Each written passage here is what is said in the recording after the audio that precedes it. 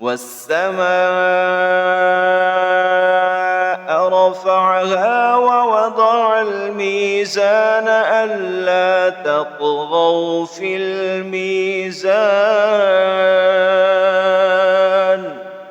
وأقيموا الوزن بالقسط ولا تخسروا الميزان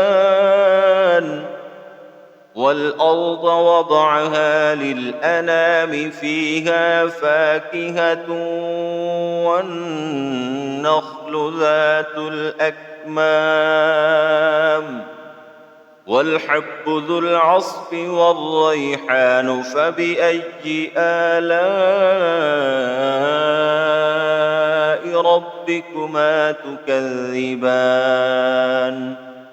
خلق الإنسان من صلصال كالفخار وخلق الجان من مارج من نار فبأي آلاء ربكما تكذبان رب المشرقين ورب المغربين فبأي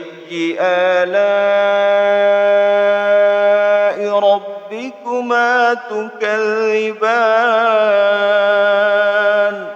مرج البحرين يلتقيان بينهما برزخ لا يبغيان فبأي آلاء ربكما تكذبان